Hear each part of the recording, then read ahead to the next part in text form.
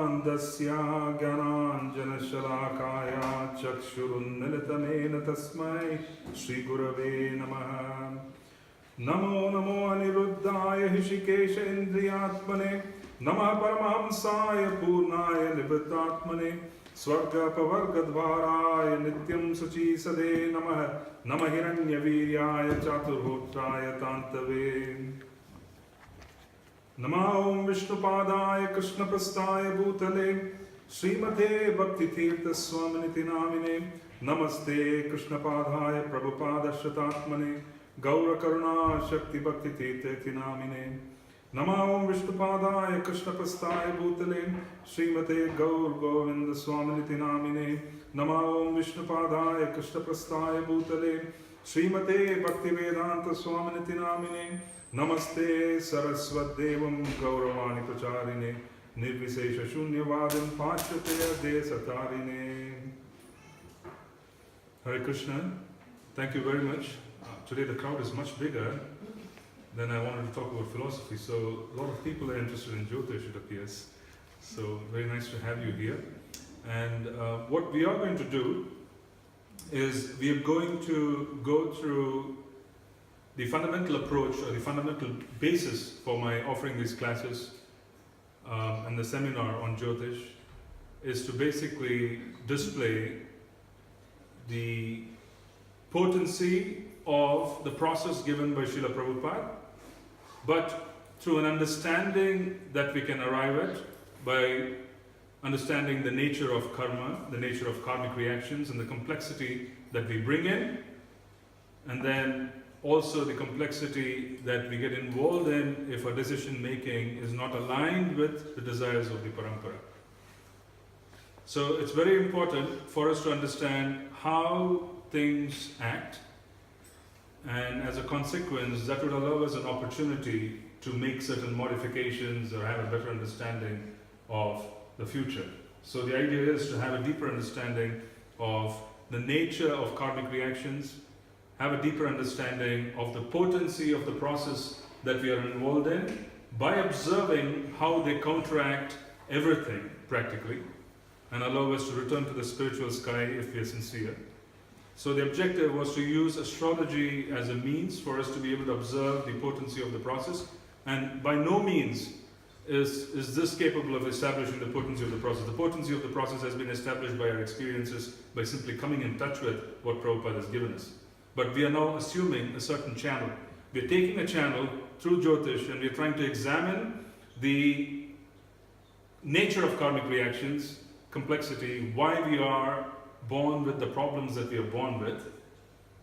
And then we want to study how things get arranged and how things get modified when we come in touch with the precepts of our acharyas.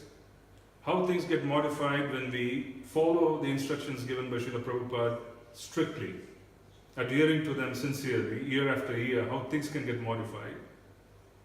Where are the pitfalls? What are things that you can't really avoid? So how do you face them? What are things that you can manage? So some of these topics are intricate by nature because every one of us, if you are a part of the material sky, is facing challenges. However, we have an opportunity to transcend those challenges and move forward by the grace of the Guru and also through the effort put in through the sadhana. So both of these allow us to move forward. So very important for us to understand this. Srila Prabhupada makes a very, very profound statement, and it's a part of the 8th canto. So we're going to start with Srimad Bhagavatam and we want to understand this purport because it's an amazing purport. Every purport is amazing, but this one is something which I found was quite relevant to the topic that we are discussing. So we want to start there first. Yeah? So this is 8th canto, 2nd chapter, verse 30. Tato Gajendrasya mano balo jasam kalena dirgena mahan abud vyayah vritkashamanasya jale vasidato viparyayo bhut sakalam jalokashah. Translation by Srila Prabhupada. And some of you who are not familiar with the pastime, I'm going to talk about it now. Thereafter, because of being pulled into the water and fighting for many long years, the elephant became diminished in his mental, physical, and sensual strength. The crocodile, on the contrary, being an animal of the water, increased in enthusiasm, physical strength, and sensual power. This is the translation. So, let's understand the background. The background is Gajendra, the king of elephants, and this is a yuga which transpired. It was during Satya Yuga, because here the purport says that the fighting between the elephant and the crocodile happened for thousands of years. So this is basically Satya Yuga. It is basically a different yuga, and Gajendra is the king of elephants, but because of his past existence as a devotee, he already had certain qualifications of being able to return or turn to the Lord during a crisis. So he was moving around in the forest along with his group, the herd of other elephants. Those were subordinate to him because he was the king. And they were very boisterous, they were extraordinarily, what's the right word? Boisterous perhaps is the right word. They were breaking down branches, they were very enthusiastic because they were very happy. They were breaking down trees, they were uprooting trees along the way. So the entire herd was very enthusiastic in its movement. And then they reached this huge body of water because they are all very thirsty. The entire herd is very thirsty, so they reach this huge body of water. So they decide that they could have some fun. They enter into the water. So Gajendra enters, and his wives, apparently there are more than one female elephant, they all enter into the water, and they are frolicking in the water, throwing water about, having a bath, having a good time. At that very time, duality strikes because it is the material world. When they were having fun and they were full of courage, duality strikes exactly at that point in time, and a crocodile, who is a resident of that particular lake, captures the feet of Gajendra, the foot of Gajendra, just one foot. It holds on to the foot and is not letting go. So that is the context of this particular verse.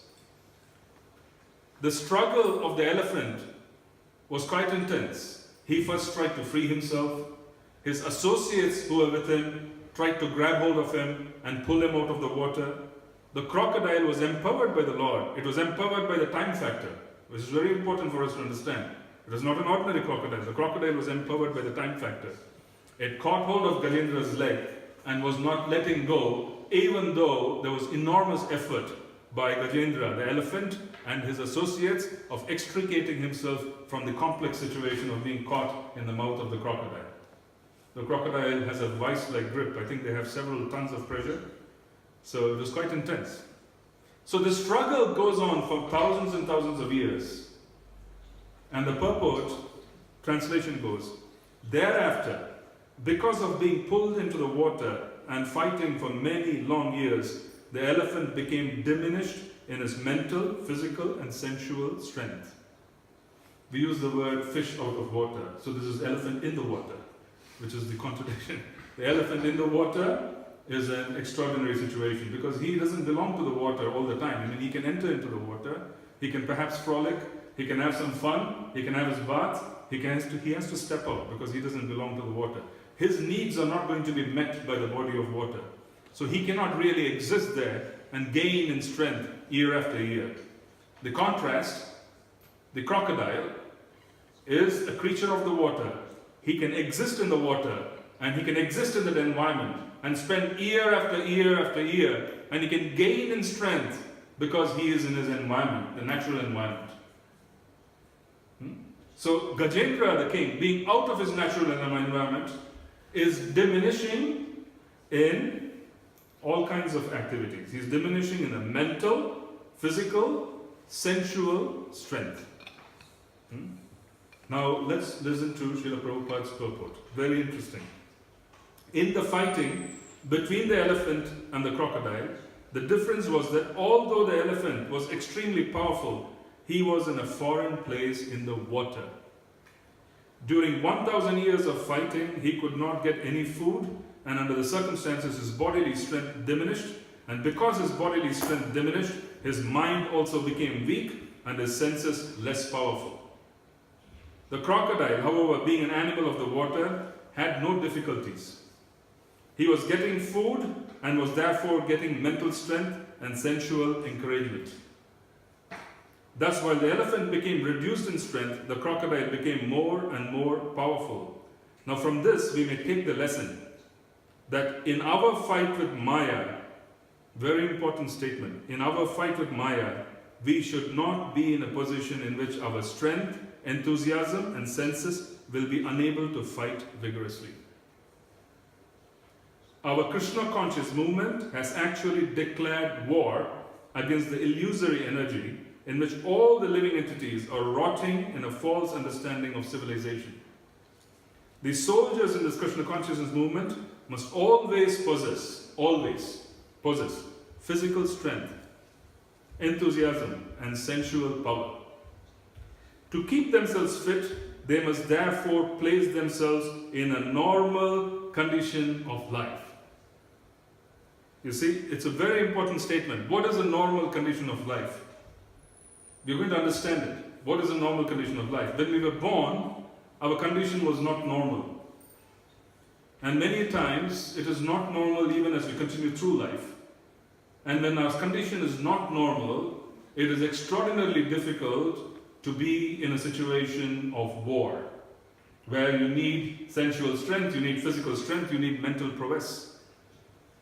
You can do it maybe for 1 year, maybe 2 years, 3 years, but over a period of time, things are going to collapse, which is exactly what this purport is indicating to us. Srila Prabhupada is telling us very clearly, we have to return to a normal condition of life. We have to recognize what is normal and place ourselves in a normal situation of life.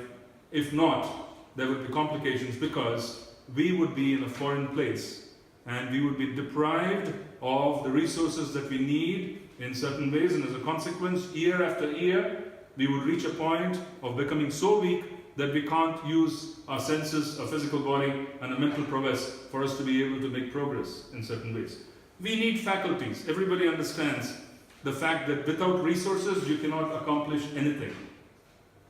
Fact of life. Any leader would understand, without resources, you cannot accomplish anything. This is a normal concept. In a similar fashion, since we are in a position of leadership in so many different ways, even though we may be family members, we could be mothers, we could be fathers, these are all positions of leadership where you can't really fight against the opposite factor for long. We need to have resources, mental resources, physical resources. We need to be strong. This is a must. We can't manage for long. This is Prabhupada's statement, and it's a beautiful purport. So, to keep themselves fit, they must therefore place themselves in a normal condition of life. What constitutes a normal condition will not be the same for everyone. What constitutes a normal condition will not be the same for everyone. And therefore, there are divisions of Varnashrama. Brahmana, Kshatriya, Vaishya, Shudra, Brahmacharya, Grihastha, Vanaprastha, Sannyas. Especially in this age of Kali Yuga, it is advised that no one takes sannyas. So, what is normal condition of life? One needs to recognize the Varna, one needs to recognize the ashram and be situated in the specific Varna and ashram so that they can gain strength from the environment.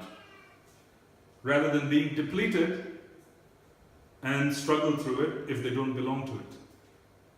It's such a critical statement. Now, it's also being said here, Ashwamedam Gavalambam Sanyasam Phala Paitrikam Devarena Sutopatim Kalo Pancha Vivarjayet. From this we can understand that in this age the sannyas ashram is forbidden because people are not strong. Sri Chaitanya Mahaprabhu showed us an example in taking sannyas at the age of 24, but even Sarvabhauma Bhattacharya advised Sri Chaitanya Mahaprabhu to be extremely careful because he has taken sannyas at an early age. For preaching we give our young boys sannyas, but actually it is being experienced that they are not fit for sannyasa. There is no harm, however, if one thinks that he is unfit for sannyasa.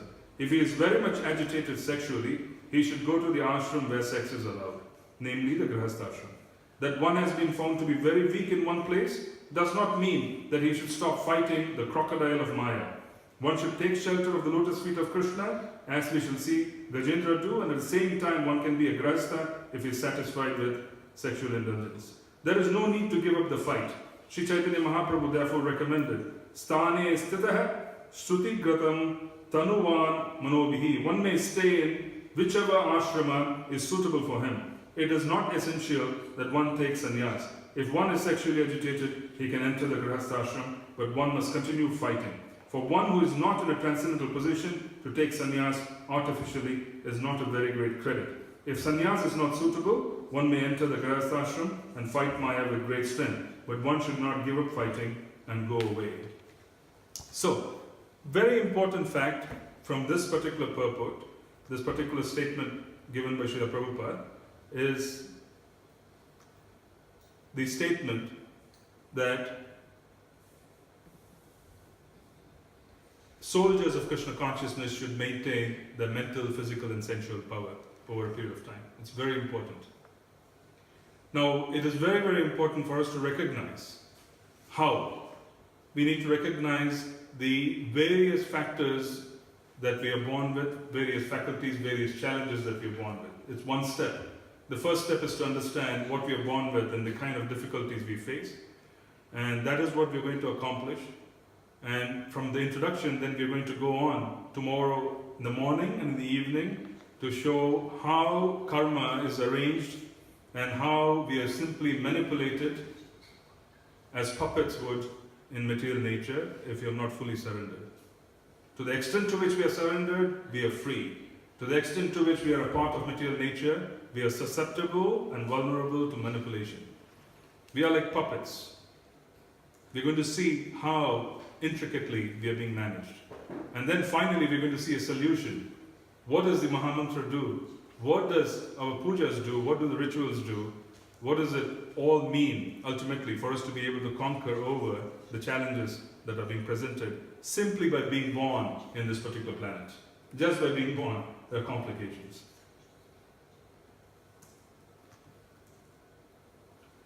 So, what does the Bhagavad Gita say? What is the approach?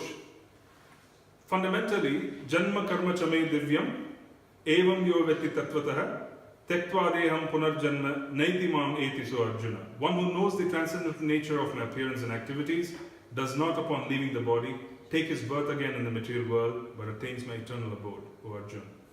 Krishna is basically saying, the more and more and more one recognizes and is able to live Shastra, because for one to know the transcendental nature of Krishna's appearance and activities, one has to live Shastra. For one to be able to live Shastra, one has to dedicate himself to chanting of the holy names carefully and service. Then one is able to recognize, as we proceed through stages, Srila Rupa Goswami has given us stages. Adav Shraddha, Tada Sadhu Sango, right? Bhajana Kriya, Anartha Nivritti, Nishtha, Ruchi, Ashakti, Bhava, Prema. These are the stages, and it's a very scientific process where our acharyas have recorded their experiences of understanding Krishna's transcendental nature of appearance and activities. The Sat Goswamis of Vrindavan have recorded their experiences. They have understood Krishna's appearance and activities are transcendental, but they're living it, they are participating in it. At the level of prema, whilst being in the physical body, one has the facility and the ability to serve the divine couple in their original eternal service whilst being in the physical body. So you see this complete immersement of Srila Raghunath Das Goswami, where one day he was just suffering from a very bad tummy ache. And when people asked him what was it which was there, and the Kaviraj came, the Ayurvedic doctor, and he says, the Ayurvedic doctor held on to the pulse. He said, he has ingested kheer. All the other sadhus in Vrindavan said, no, he barely drinks water. What to say of ingesting kheer? Where would kheer come in the middle of the forest of Vrindavan? There's no question. Then Sri Raghunath Das Goswami says, yes, I ingested kheer. I prepared kheer, and in the Manasik Seva, I offered kheer to a divine couple. They ate the kheer and then I accepted prasad. So he accepted prasad. It was all completely in the complete absorption of preparing and offering to the divine couple, and it was so intense that it had physical symptoms of giving him a tummy ache because he really wasn't supposed to eat so much kheer because of his age. Fascinating. This is living Shastra. This is basically understanding the transcendental nature of the activities of Krishna, but understanding it through tattva. We mentioned this in the previous session. He's using the word, right? Tyaktva deham punarjanma, naiti mam swayati Arjuna. He says, evam yo vetti tattvataha. Evam yo vetti tattvataha. Krishna is saying, you have to understand me through absolute consideration. The absolute consideration is through Shastra. Shastra practically defines the Archa Vigraha. The manifestation of Shastric realizations of our Acharyas is the Archa Vigraha. The Archa Murti is a description of Shastra. The sculpture, the person who is sculpting the divine couple as the Archa Vigraha, his imagination is being fostered and nurtured by Shastric conclusion. And the Shastric conclusion is the physical phenomenon of experience of the person who recorded it. Someone has seen the divine couple. They have seen the divine couple in their internal vision. So they have had spiritual vision. And they have had pratyaksha praman. Praman is proof. Pratyaksha is through the senses. Their senses have seen the divine couple. They have seen that the color of Srimati Radharani is golden. This is the kind of dress which Srimati Radharani wears on this particular pastime.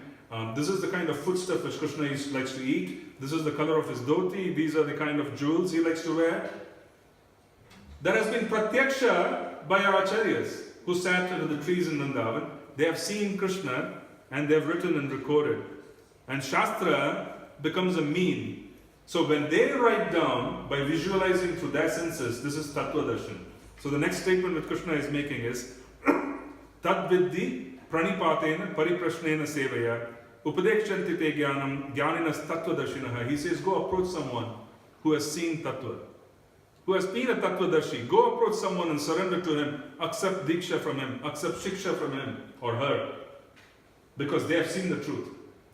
Anyone who comes in the line of acharyas who have seen the truth are also to be accepted as Tattvadarshi.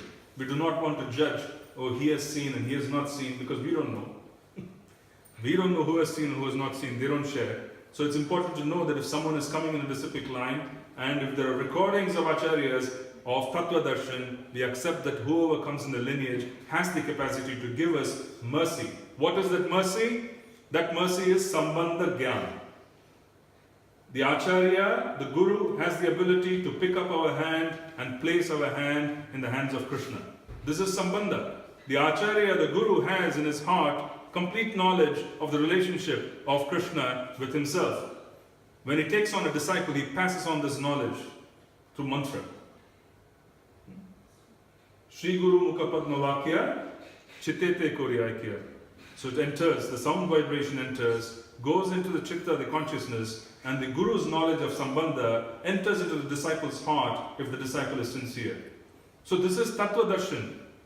Someone has seen, he takes on a disciple. Because of the mercy of the first person who saw this, the disciple sees, if he is sincere, then his disciple sees, his disciple sees. This is disciplic succession. So this is Tattva Darshan.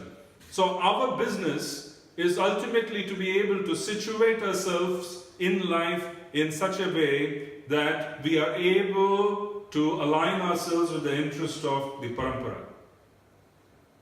This is our business. Our business is to somehow or the other situate ourselves in Varna and Ashram so that we can last 40 years of sadhana, 50 years of sadhana, and follow the precepts given by the Acharya Varga. This is 40 to 50 years, 60 years of sadhana. It's a long haul. Ours is a long haul. It is not a short experience. So it's an intense, long period. People go through all kinds of upheavals in a 40, 50-year period. They go through so many different changes in the ashram. They're going through so many different changes in relationships. So much can happen in a 40, 50-year period. This is the lifespan of a sadhana if you take birth. Literally, if someone has longevity, you literally are doing sadhana for 40, 50 years. The business of a sadhaka is to adjust his life at the very beginning in such a manner that he can last 40 years. This is the business of a sadhaka. Our observation should be that I need to last 40 years in being able to associate with devotees, sadhu sangha, engage in namasmaran, remembering name, being able to hear Srimad Bhagavatam, Bhagavad Shravan. Number 4, developing the exclusive desire to live in Mathura. in Vrindavan, in Mathura Mandal. And finally, to be able to engage in serving the Sri Murti. These are 5 aspirations of the main goals of a Gaudiya Vaishnava. Our business is to situate ourselves very early in life and keep making adjustments so that we can last 40 years without life disturbing this particular objective. What does it say about a normal condition of life? You can transcend difficulties for 1 year, you can transcend for maybe a couple of years, maybe even a few years. You cannot transcend difficulties for 40 years. It's not possible, devotees. It's not.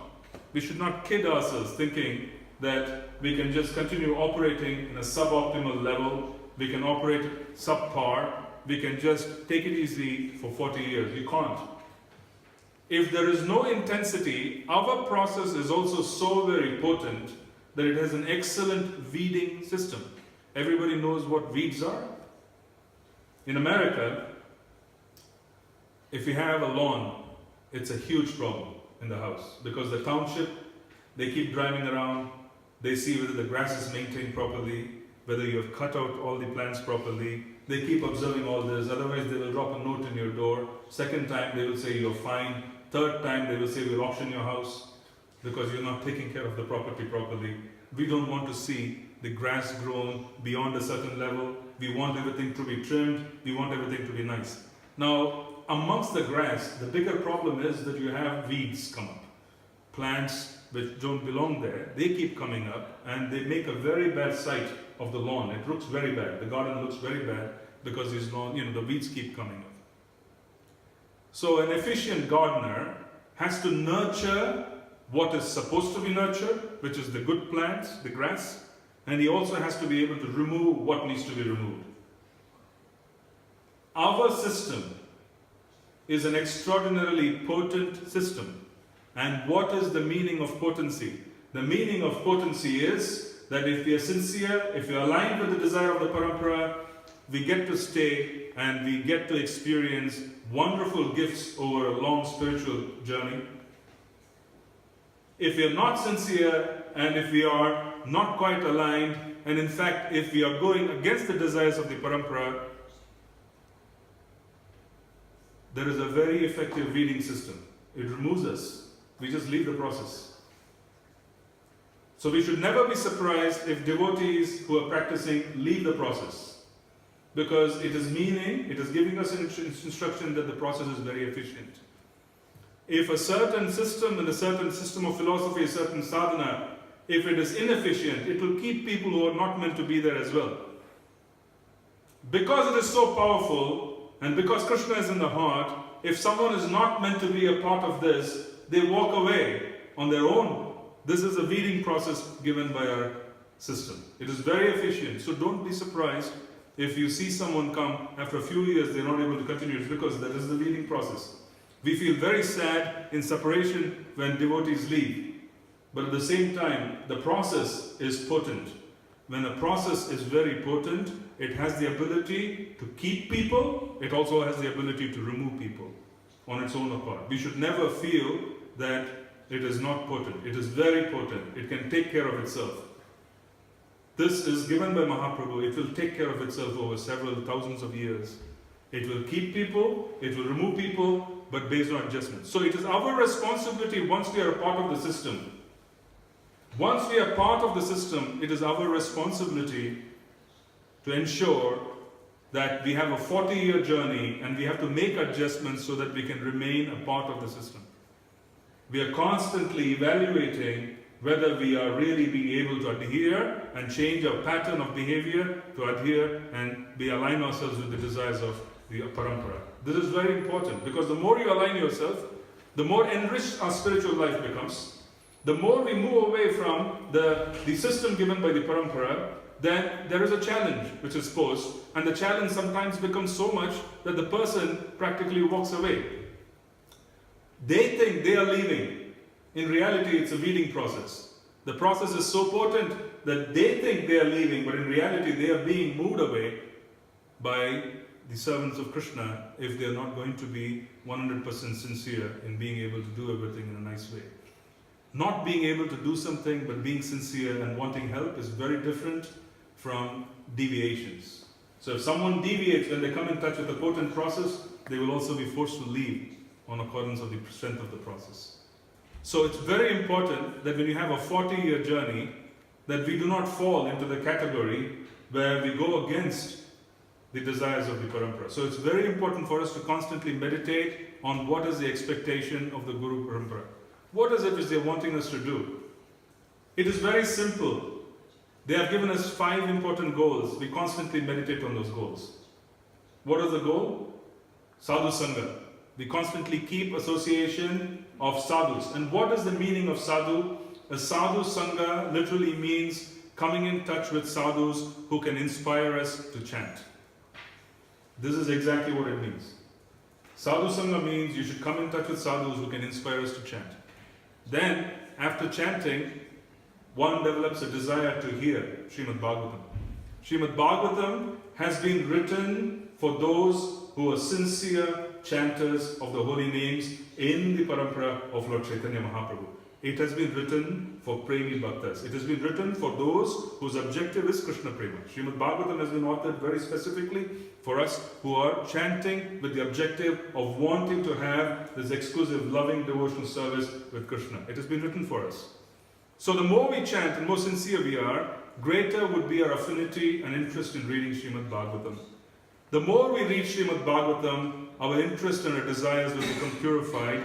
And where would we want to be? We want to reside in Vrindavan. It does not mean we have to go to Vrindavan. It means we have to develop the desire to exclusively stay there. No other desire should be in the heart. You can stay wherever you want in the world, but you want to go to Vrindavan. That should be the desire. Yeah? And finally, we're talking about worshipping the deity. Worshipping the deity is the most powerful way for us to be able to develop our connection with the deity. So this is a 40-year-old process. So in a 40-year-old process, it's important for us to understand the battlefield. It is important for us to understand our weakness. It is important for us to understand our strengths. If you don't understand the weakness, strengths, and the tools that are available for us to be able to strengthen ourselves, 40-year journey is difficult, devotees. It's very difficult. Please understand this. Stalwarts, great devotees, stalwarts who have served so intensely, have faced challenges. In that context, I consider myself completely insignificant, so I have to do and pay a lot more attention to keep myself connected and to keep myself focused for the next 40 years. Yeah? So let's take a look at a few things as to the challenge described in the Bhagavad Gita. This is a very important question. Arjuna, in 2.54, he is making this question, he's asking this question of Krishna. He's saying, what are the symptoms of one whose consciousness is thus merged in transcendence? How does he speak and what is his language? How does he sit and how does he walk? This is a question to Arjuna, 2.54. He's asking Krishna, what is the symptom of one who is merged in transcendence? Merged in transcendence is one who has completed his sadhana. He has completed his sadhana. He has attained the gift of prema. He has attained the gift of prema. Srila Bhakti Siddhanta Saraswati Thakur said that an average devotee would take 3 lifetimes to attain the goal. He said the first lifetime he would go through the process of anartha nivritti, giving up all kinds of unwanted desires. Anartha is that which has no meaning. Nivritti, to be free of. To be free of those factors that have no meaning. So in the first lifetime. The second lifetime one attains bhava. The third lifetime bhava condenses into prema. Srila Bhakti Siddhanta Saraswati Thakur said 3 lifetimes. And this was 1930 for those who were chanting 64 rounds. So this was not meant for 2017. He said average devotee 3 lifetimes. So we can take that into essence. That is also Prabhupada's statement. So this is basically someone whose heart is merged into transcendence, is one who has attained prema. Now what is Krishna saying in reply? What is the primary quality of one who has attained and merged his existence into transcendence? The primary quality is when a man gives up all varieties of desire for sense gratification which arise from mental concoction. Mental concoction is the nature of the mind. the mind engages in sankalpa, vikalpa. The mind is accepting, it's rejecting. Accepting, rejecting. Accepting, rejecting. This is the business of the mind. And based on mental concoction, when someone gives up their idea of wanting to arrange life based on mental concoction, this is very important to understand. Do not arrange life based on mental concoction. This is what Krishna is saying. Someone is desiring based on mental concoction. And because they are desiring based on mental concoction, their mind basically and their senses are dragging them into a situation where it becomes very complex. Srila Tamal Krishna Goswami, this was mentioned by my godbrother Bhutavana Prabhu, that in one class in the Bhaktivedanta manner, Tamal Krishna Maharaj, he made a statement. He said, our process of Krishna consciousness, which is chanting of 16 rounds, following the 4 regs, it is not complicated. Anybody can do it because you have 24 hours, 1,440 minutes, you're taking out 90 minutes out of 1,440 minutes and you're trying to do your japa. And then you're following regulative principles, which is not a big challenge. In some cases it could be complex, but it is not generally a challenge. He said, no, our process is not complicated. He said, devotee lives are complicated. Sadhana is not complicated, devotee lives are complicated. Because devotees have complex lifestyles which are not aligned and not designed based on the desires of the parampara. They find this very simple sadhana to be quite complex. So when you have a complicated lifestyle for 40 years, a lifestyle which is not being desired for the purpose of chanting, not being desired for the purpose of being with devotees, then the sadhana becomes very difficult because life is complicated. So devotee lifestyles and devotee life is complicated because they have desires which are not aligned with the desires of the parampara. 20 years back, and I'm talking about myself, 20, 30 years back, I wasn't desiring that my objective in life is to chant the pure name. I was not. I distinctly know. Very honestly, in my heart, I know that I was not desiring that somehow I must grow up and I must be able to chant the pure name, Shuddha Nam. This was not my desire. I had so many different desires based on mental concoction. I was in certain environments. I was with certain groups of people. Based on that kind of association and the environment, I developed certain desires 20, 30 years ago. Based on the desires of 20, 30 years, I went through a process of education, I went through a process of gratification, I went through so many different things based on this particular system of desires. And today, at my age, after spending so many years, if I face complications, it is because I haven't desired to chant 30 years back. So I arranged for life not keeping the holy name in the center. I arranged for life keeping so many different things in the center, and today it's complicated. The same is true for other devotees as well. They did not desire to chant and arrange life, to arrange life according to the needs of sadhana. They desired at that point in time for something else altogether. And as a consequence, today, that something else has manifested and we are having complications because sadhana cannot fit it. Now we already have created something because of desires, and now we are picking up Krishna and we are saying, Krishna, maybe you can fit here. Okay, that's not right. Okay, maybe you can fit here. Maybe you can fit here. We are trying to fit Krishna after manifesting all the arrangements we need to make based on our concoctions. It doesn't work. It really doesn't work. Krishna says, no, I can't fit here, I can't fit there. I'll smash everything, I'll sit in the middle. Yeah, maybe that'll work. Krishna is not interested in that. It doesn't work. So what does it also mean? It also means that we, this point on, have to start desiring actively for being able to chant Shuddha Nam. If you desire actively of wanting to be able to chant Shuddha Nam, then 5 years hence, 6 years hence, 7 years hence, our life will get arranged in such a way that we can chant Shuddha Nam properly. Because we are actively desiring that our life should arrange itself so that I can sit and I can chant This should be the goal of life. This is the only goal which is worthy of pursuing. There's no other goal, and this is the realization which everybody will have if they've steadily chanted the holy names. Our children, for example, you notice in our movement, young children, they have figured out how to be happy. They know being with devotees is happiness. They know being in Harinam is happiness. They know eating only prasad is happiness. They know festivals are happiness. The kids have figured out what is happiness for the future. But we did not figure out what is happiness when we were kids. As a consequence, adult life is not designed for fitting into the purpose of the objectives of the parampara. So it's so precious. That's why Srila Prabhupada used to say that the third generation will take over the world.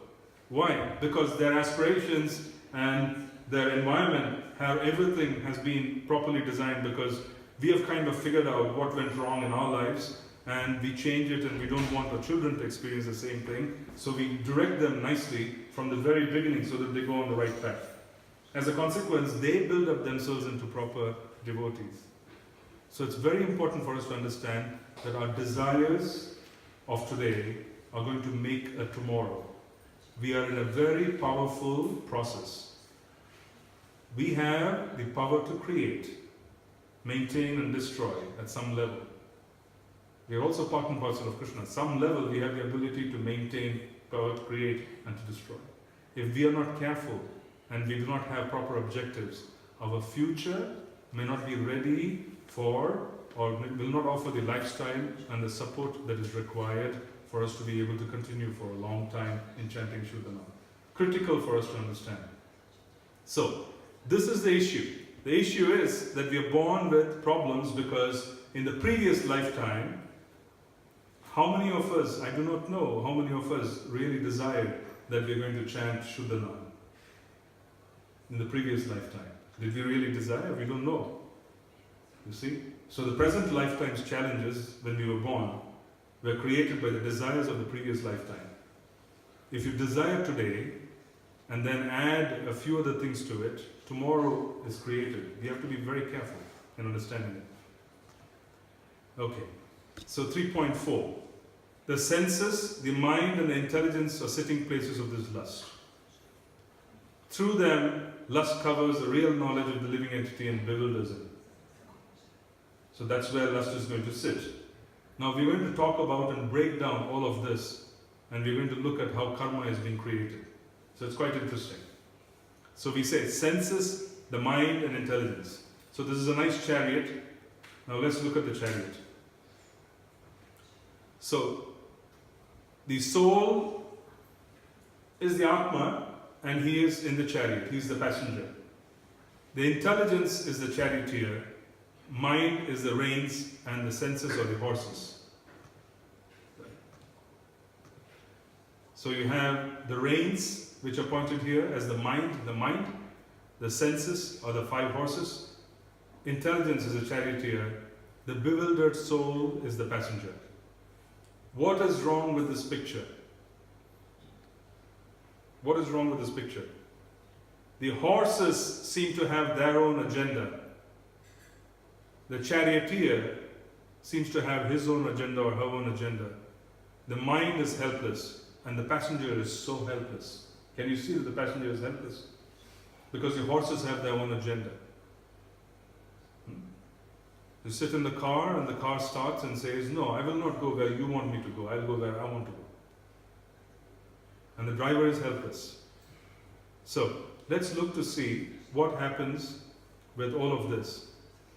Now, basically, when we talk about senses, when we talk about intelligence, when we talk about the mind, we are talking about what is it which they are made of. Now we are going to get into Jyotish. I wanted to set the stage, and now we will get into Jyotish. These senses, there are 5 senses. What is the first sense that we know of in the horse there? Is the sense of smell. So, it is called Prithvi Tattva in Sanskrit, the sense of smell. What is the next level of the sense which we talk of? It's called Jala Tattva, water. The third is fire, the sense of sight.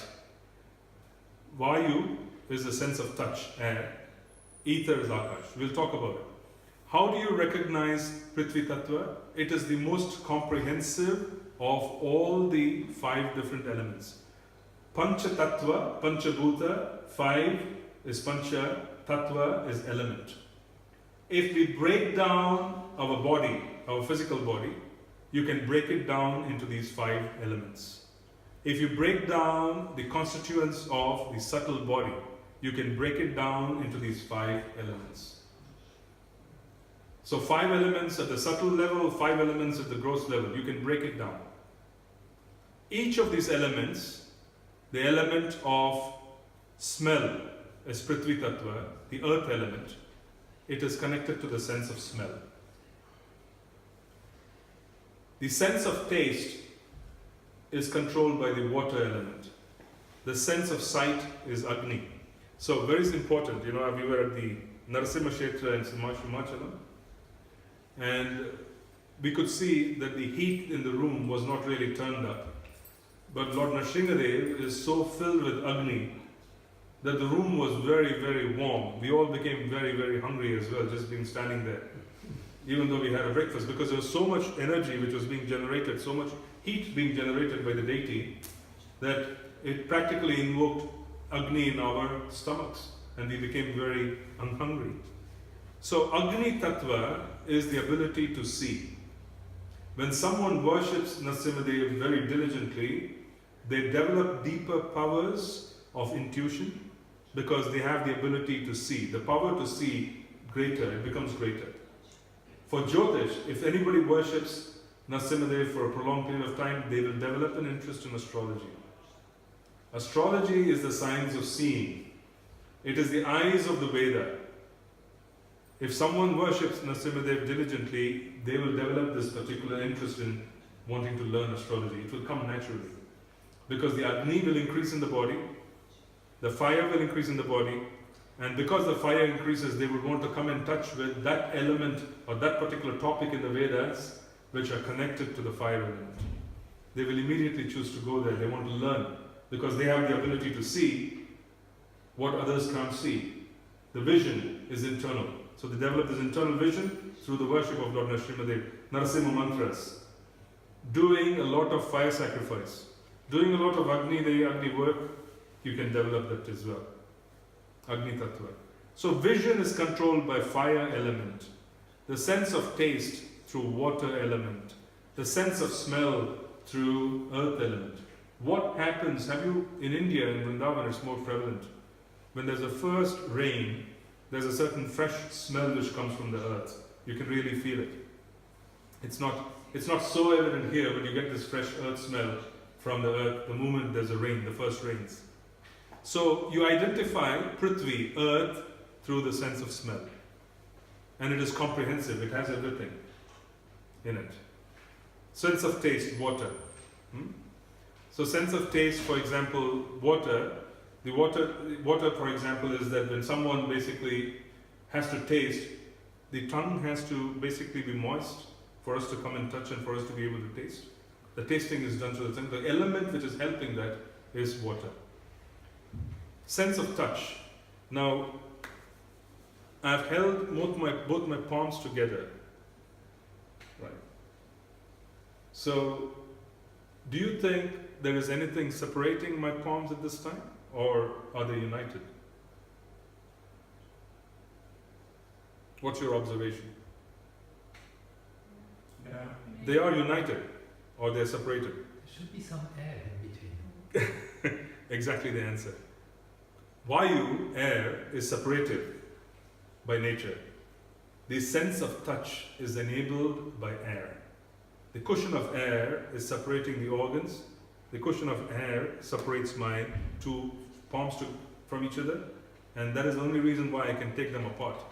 If there isn't any air, there's really no way I could have even taken them apart, they will stick. So there's a cushion there. So the sense of touch is ruled by Vayu, air. The sense of touch is ruled by air because you touch and you feel through air. Have you heard of this particular statement that someone is not in touch with the world? Have you heard of it? In their particular chart, you can find that the Vayu Tattva is deficient. They are not in touch with reality. You make this statement. You see, they are not in touch with reality. This is a Vayu problem. We are made up of the 5 elements, physically and at the subtle level. When there are defects, a part of this function develops where we can't really relate to the world. So our information gathering, our relating to the world, our desiring, everything is defective because one of these 5 elements is not in a proper place as we have been arranged. We're going to see how this is going to work. It has not been arranged in a proper way when we are born. As a consequence, we have difficulty in our desires because it's distorted. It is not proper. We can't see what is to be seen. We can't hear what needs to be heard. And we can't really have any proper sense. As a consequence of decision making, our decision making, which is so dependent on information gathered by the senses, is very weak. So it's one of these 5 elements through which we are relating to the world. It's one of these 5 elements, or all these 5 elements comprehensively, through which we are gathering information, we are processing data and developing knowledge, and we are taking decisions. Life-changing decisions are being made with defective senses. It's very important to know how we are born. We are born, and these are the 5 elements. Let's look to see what complications can arise.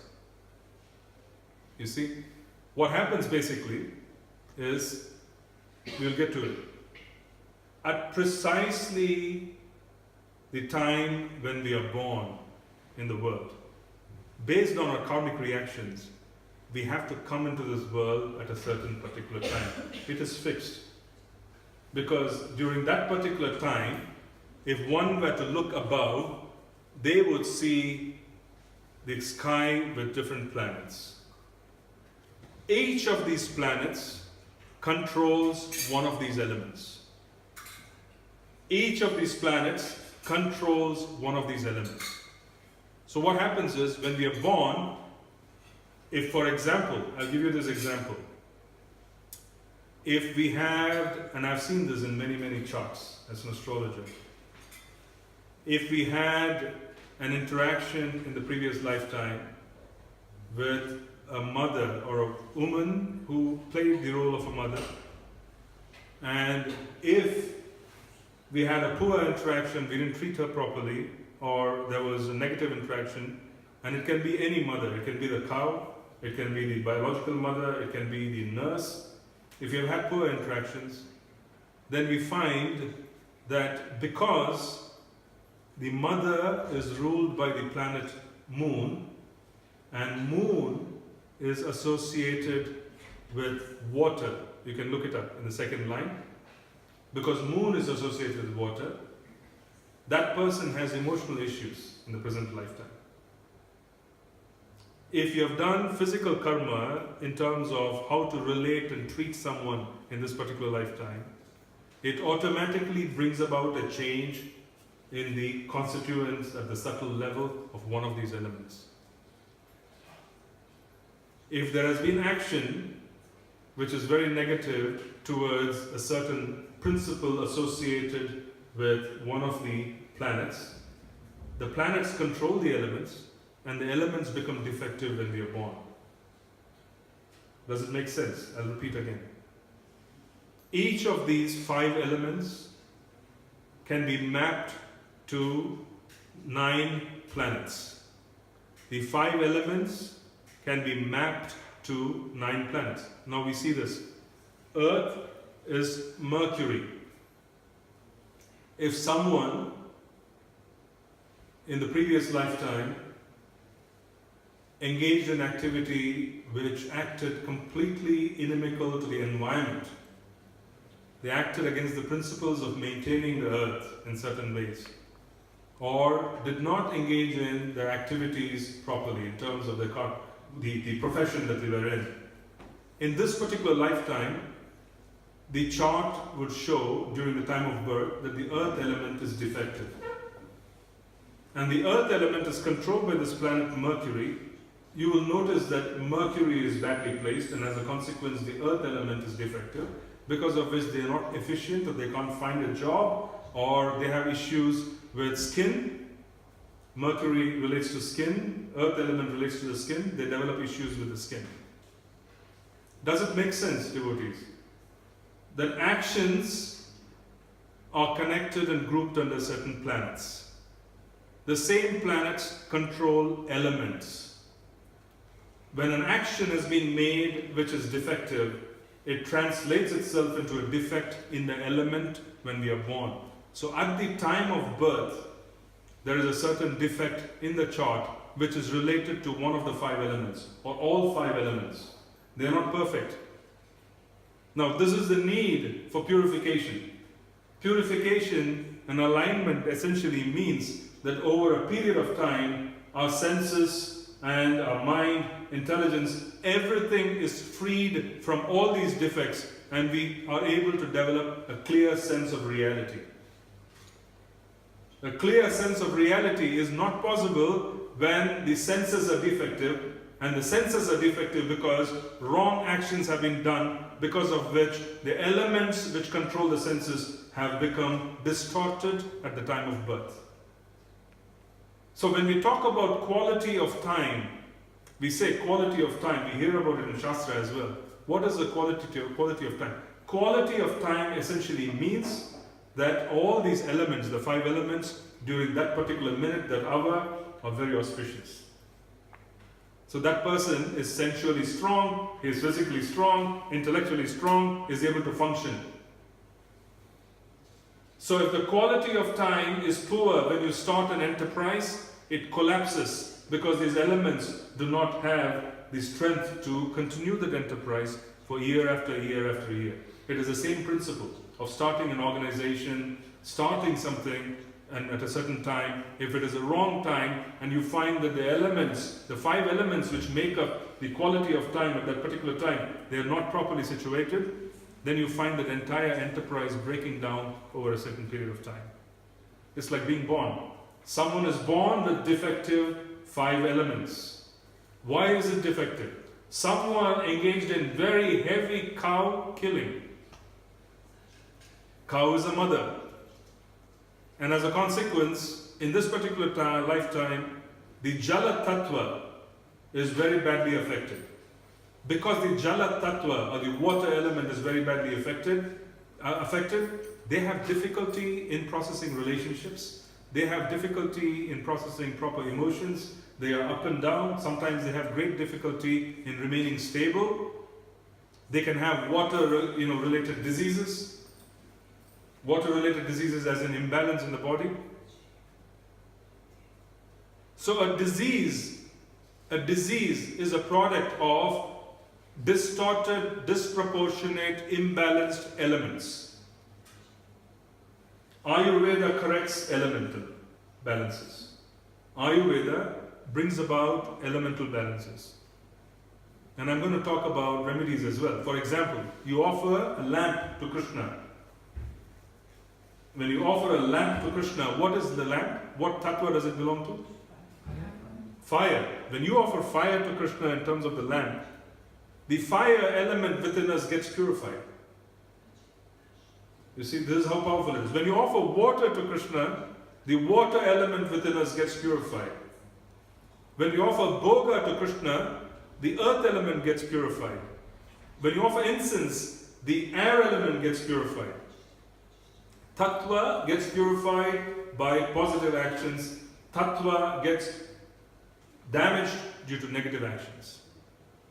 Does it make sense as to how powerfully the process has also been situated, that if we engage in it, we are slowly, steadily purifying the defects that we are born with. We are born with defects. We are born with one of these 5 elements, or many of them, in a defective display. The first thing an astrologer does, a good astrologer, the first step a good astrologer would do is to take a look at what is defective in elements. Remedial measures are also being given in the same principle. Now, we do not want to get into fruitive activity when we are serving Krishna. We don't want to meditate. I'm offering this fire to you, Krishna, so the fire element in me gets purified. We don't want to do that. We have no interest in getting into fruitive activity. But understanding how the system of purification works is very important. How does the system of purification work? This is how it works. When you take care of cows, and I've given this remedy to many devotees whom I have found have issues with the mind. I've requested them, I tell them, go spend time in the Goshala. Take care of the cow. If you take care of the cow, the emotional issues will go away. Because you're rectifying an action which was badly placed in the past lifetime. You did something which affected your mother. In this particular lifetime, the emotions which are also connected to the moon. The moon is equal to the mother, moon is equal to emotions. This lifetime, the moon is badly placed. As a consequence, there are mental issues. So what do? How do you fix it? Go serve someone who is personified by the moon. So the cows are personified by the moon. So one can serve their mother nicely. If they don't have an opportunity, if the mother has already left, they can serve mother cow. Take care of the cows, do some seva, clean the Goshala, do something, and you will find that you will develop some relief. Shastra recommends this. There are many, many recommendations in Shastra where you will find that the person has to donate a cow to a Brahmana. Why is it that they are recommending a cow to be donated to a Brahmana? Is because there is a defect which has been seen from the past where the person has ill-treated or has perhaps disobeyed or has hurt their mother, and in this particular lifetime they are developing challenges with the mind, so you donate a cow and thereby you're trying to fix it. This is a Shastric remedial measure. I'm just giving you an example as to how it works. The 5 elements make up our subtle body, the 5 elements make up the physical body. When we are born, at that particular time, these elements are arranged either in a positive or a negative pattern because these elements are controlled by the planets. So the astrological chart is showing us which of these elements are strengthened, which of these elements are weak, what is the problem. This issue can be seen. The sun, for example, fire, that can be very weak because people have had issues with the father. If there are strong, very poor, bad issues with the father, you will find the sun is very weak. If the sun is very weak, then Agni can become problematic, bones can become problematic, the person develops bone issues. They fall and they break their bones more easily than the others. The sun rules bones. They can't really accept authority, they have issues with authority figures. So they immediately go into some kind of resistance with authority because the sun in their chart is not proper. So this Agni is there. And how many of us, dear devotees, have experienced that we have gone into a phase of finding fault in other devotees? Should we ask for a show of hands? And we sometimes do it more than we should. Why do you think this finding fault happens? What is the function of finding fault? Why does it happen? I'll give you an example. When we see, seeing is also equal to discriminating. Do you agree? One has to see and be able to discriminate what is right and what is wrong. So you require Agni to be able to take hold of a certain situation. If there are 4 people and they're managing a certain project and they're bringing out a certain dynamic out of their management, certain challenges are coming, so there's 4 different people with 4 different egos and 4 different mentalities and 4 different complexities, and then they're managing a single, let us say a sub-project within a project.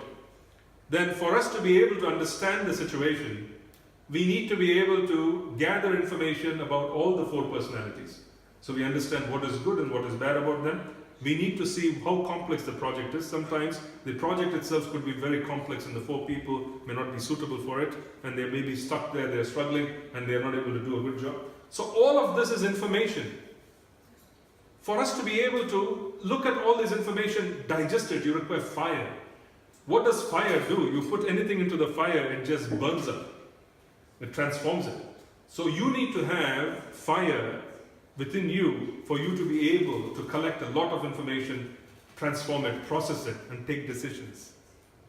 The same fire, if it is very wild within us, this fire of intelligence, the fire of discrimination, if it is very wild, where it is not controlled, it is displaced within us. Then instead of being able to understand the situation, instead of just being able to discriminate so that we can serve, we start finding fault. The fault finding is a defective Agni Tattva. Fault finding business is equal to defective Agni Tattva. If the defective fire element exists, then instead of trying to gather information and trying to assist by transforming it, we start finding fault. Because we are seeing, and we are seeing beyond what is to be seen, and we are constantly seeing faults. Our seeing is defective because we are constantly seeing faults. This is defective Agni Tattva. What is the cure? What is the cure for defective Agni Tattva? What is the cure for fault finding? What is the cure for a fire which has become wild, where it is burning up everything? Water. Yes. So how do you use water? How do you bring water? So I recommend devotees who face this problem, I say please participate more in Kirtan. Because Kirtan, music, is water element. Increase the water element and your ability to find fault and so on would go down because you will become pacified. The Agni in you has just become so wild that it is burning up everything. So let's put a border around it. Go and sit in Kirtan because music belongs to the water element. So when you bring in a good quality of Kirtan into your life, then you have the ability to manage and bring down. I also tell them, what else can put out fires, devotees? What else can control fire? Yes? Air. No. Earth, of course, yes. Perfect. Earth. Because you can throw mud, or you can throw sand, and you can diminish, and you can control. You can put a pit, fire pit, and it can hold the fire. So earth can contain fire. Okay? So what is earth element? What is it which you can do? Earth element is related to action. So I tell devotees, if you're having a problem with fault finding, please go to the temple, take a broom, take a brush, start cleaning. Start cleaning in the temple. If you start cleaning in the temple, if you do menial service and you hear Kirtan, this fault finding propensity would go down automatically. It would, because the fire would get contained by earth and by water. It's simply a practical way. Devotees do experience this, we can do that. Sometimes, please forgive me, dear mothers, sometimes we see that there's a lot of fighting going on in the family. And then I encourage the lady to spend more time in the kitchen so that the fire comes down. If they spend more time in the kitchen, offering foodstuffs to Krishna, to Jagannath, then their fire is being transformed because they are making foodstuffs and offering it to Krishna. So it comes down, they calm down, and the family can be harmonious. This works. It's a very simple way. You just offer service to Krishna, it pacifies, it corrects you in certain ways. Sometimes it is a fact. Very good cooks, people who are very interested in cooking, have a very strong Mars. Mars is fire. They have very strong Mars. Because they have a very strong Mars, they are very comfortable being near fire. You see, not everybody is comfortable being near the fire. Not everybody is comfortable being near the kitchen. Women with strong Mars, they like to spend time in the kitchen. So if someone has a very strong Mars, they also have good fighting ability. So, to manage the fighting ability, I request them go spend time in the kitchen. It's better. Because you use the same fire to serve Krishna instead of fighting. Because it's the same fire. You require the Martian tendency of taking up arms and going into war. Go into the kitchen. It's better. So, they have strong Mars, go into the kitchen. So it's an interesting way to look at how different activities, different planets and different elements get arranged. So if someone is defective in certain ways, it's because of that. What is ether, Prabhus and Matajis? Ether. What is ether? Space, yes. What else? Feelings? Sorry? Feelings? Feelings belong to water. It's always water. Sound. Sound, yes. Ether is Akash Tattva. It is also equal to Guru Tattva.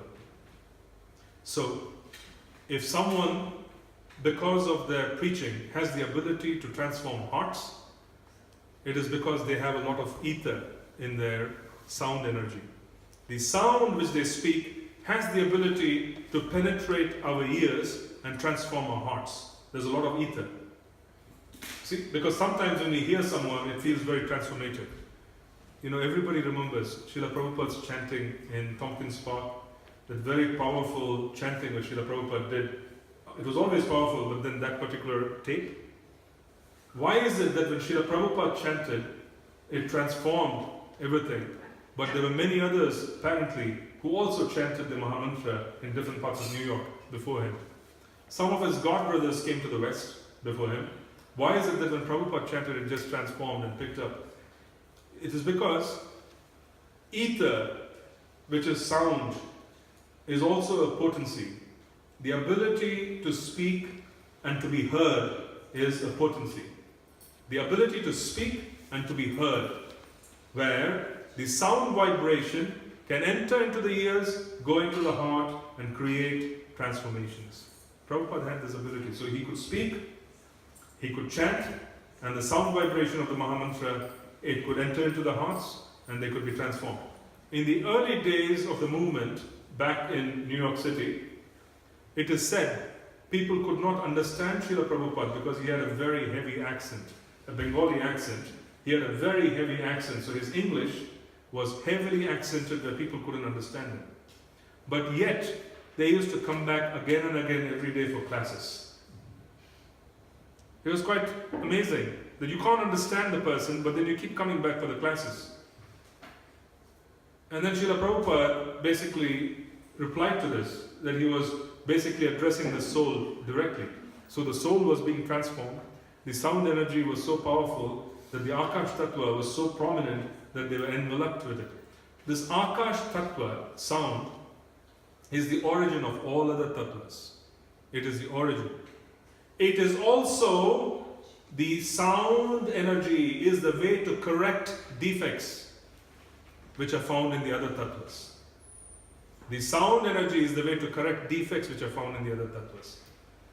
So when we worship Krishna and we are offering mantras, the sound energy basically is the mantras themselves which are being offered. Does it make sense, devotees? When we speak the sound, we are offering mantras. So amongst the 5 elements, lamp, Agni, incense, air, Vayu is being purified. And then you have prasad, which is earth element in general. And then you have water, argya, which is being offered, which is water element. Prabhu, thank you so much. Jai Shri Prabhupada.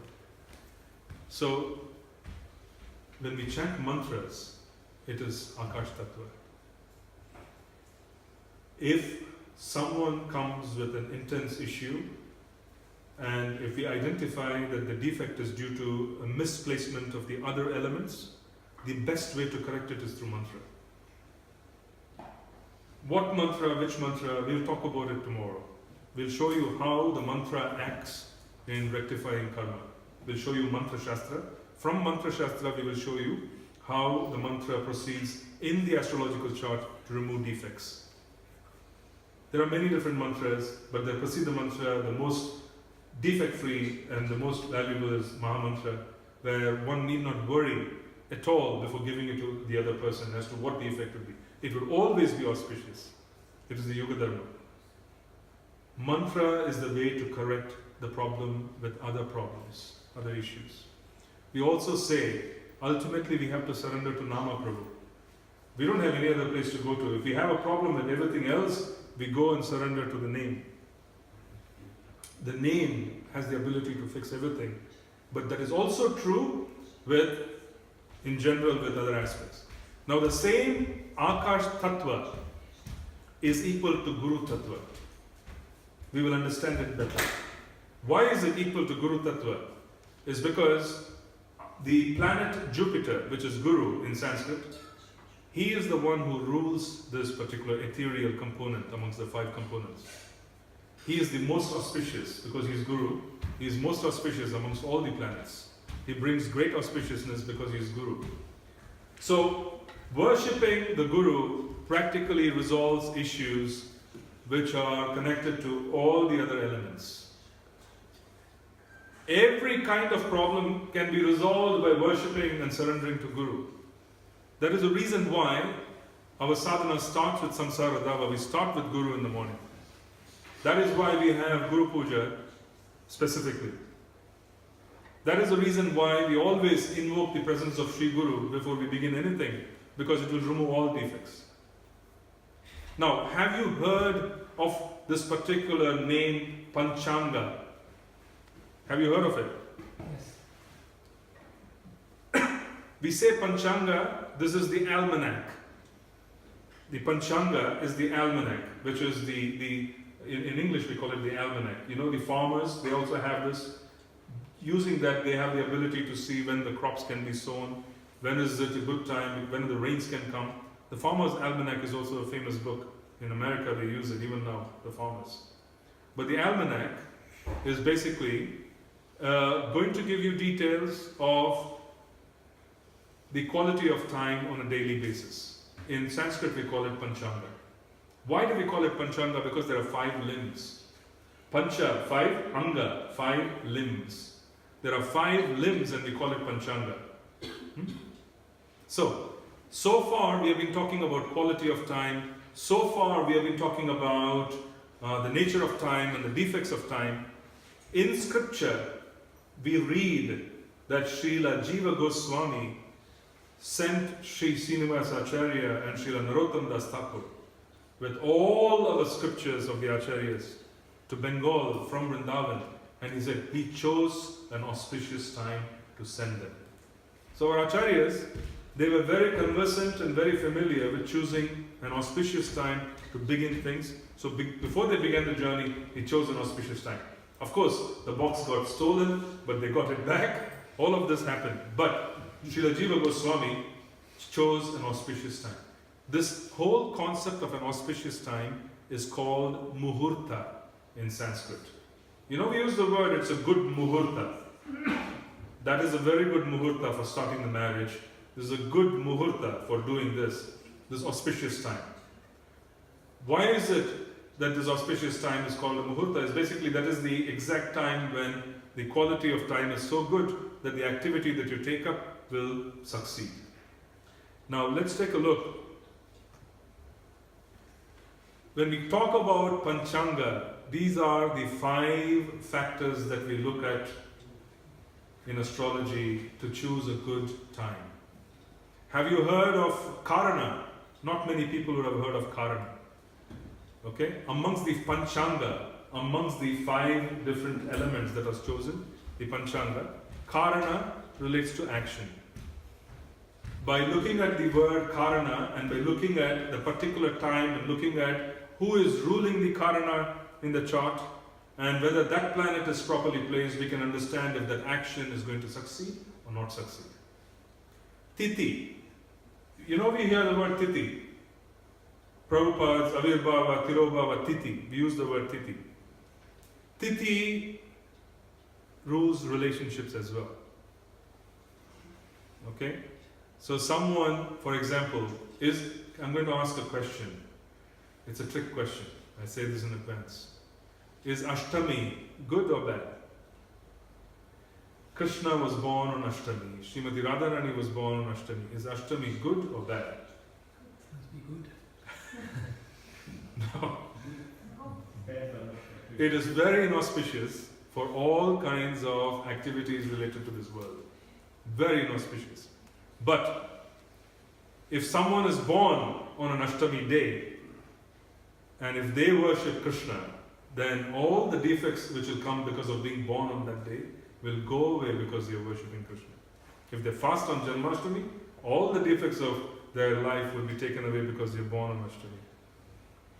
Ashtami is inauspicious because it is ruled by Rahu, the demon. So it brings about a very turbulent relationship. Now, devotees, do you remember from the Srimad Bhagavatam as to how Krishna's birth was? Quite a challenging time when he was born, wasn't he?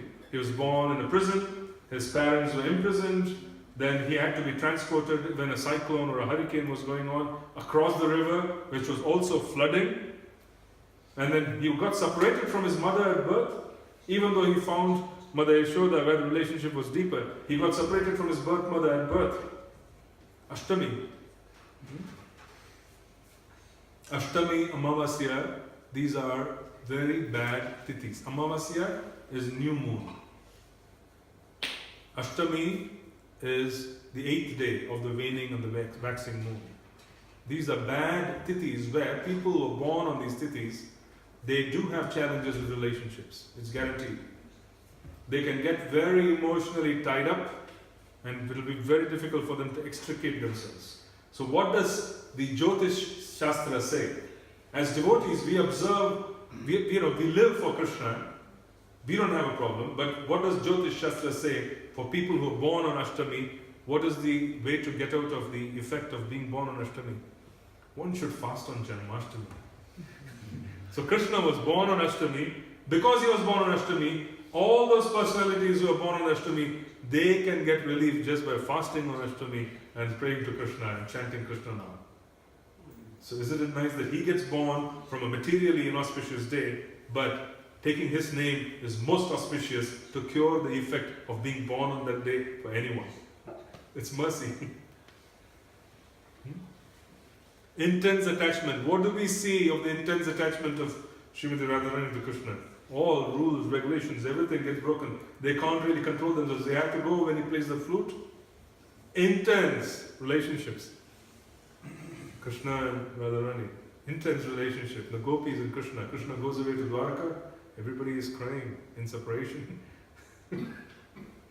So the point which we're trying to make here is that what is materially inauspicious becomes spiritually auspicious because Krishna is involved. We involve Krishna, it becomes auspicious. Finished. Material inauspiciousness becomes spiritual auspicious. Ashtami. This is Tithi. Tithi is very important because when we look at a chart, we look to see which Tithi this person is born in. We can understand the nature of the relationships. The nature of relationships can be understood by just looking at which Tithi they were born in. People could be born in one of the 30 different Tithis. Waxing and waning.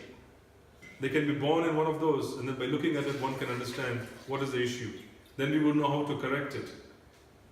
Being born in Ashtami, being born in certain Tithis means there is an issue with the water element. Being born on a certain day, which is, we have 7 days. Sunday is ruled by the sun. Monday is ruled by the moon. Tuesday by Mars.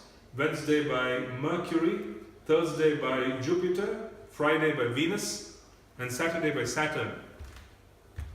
Of these 7 days, if you're born on one of these days, the day which we were born, that particular planet, if it is inauspiciously placed in the chart, we know that that person's health issues can be quite severe throughout their life. So we try and see how we can correct it. Because their Agni, their ability, the fire in their body to transform would be quite weak. They can't assimilate food, they can't digest life, they suffer. They can't digest an event. Okay? So then we also talk about nakshatra. Everybody hears the word nakshatra. How many of you have heard the word nakshatra? Yeah, nakshatra very specifically relates to Vayu Tattva. By looking at the nakshatra which we were born in, we understand the nature of Vayu Tattva. What is Vayu? Vayu Tattva literally is the longevity of the person. You can determine how long a person is going to be on the planet by studying nakshatra. That's why we have to determine the birth nakshatra, and if a child is born and the child has issues with health, then our scriptures, specifically Srila Gopal Bhatta Goswami, has given Satkriya Saradipika, and Satkriya Saradipika has all kinds of rituals for different stages of life. In that, to prolong the longevity and to preserve the longevity of the child, there is a certain ritual which is done. And that ritual takes the name of the Nakshatra Devata. It is there with us in our scriptures. They will take the name of the Devata, the personality who rules the Nakshatra, and then they would offer oblations in the fire to Lord Vishnu to give life to the child whose longevity is a bit defective or the health is suffering. So for the first year, every month, this is to be done on the Nakshatra. Every month we'll be there. Tomorrow we're going to look at the different components like Nakshatra, Tithi, chart, planets. I'm just giving you, this is just an introduction, it's a basic introduction in terms of how we're going to go. I'm whetting your appetite, and I hope I'm whetting your appetite and I'm not dousing it. I hope I'm building an appetite for more. Yeah. So tomorrow we'll go into details, but today I just wanted to give you a flavor. So, every year we have the nakshatra, the day when we were born, performing a fire sacrifice to Vishnu. On that particular day will ensure that the next 1 year there are no health issues. This is how Shastra is used. Because nakshatra relates to health, nakshatra relates to longevity. On that particular day, they will offer fire sacrifices, and then this is karma kanda, this is fruitive activity. This is not devotional service. However, understanding it is important because there is a part of it which also needs to get done until devotees reach the point of not wanting to do anything and wanting to depend completely on the holy name. That's why we have the samskara book where we do samskaras, so that we rectify all these issues as we go along. But this knowledge is very important to understand that at one particular time when we were born, just imagine this, the planets are arranged in the sky, and each of the planets as they are arranged in the sky at the time we are born are also showing us which elements amongst the 5 elements are defective. And that person throughout their life is going to struggle in areas governed by that element. It's quite interesting how this is going to proceed.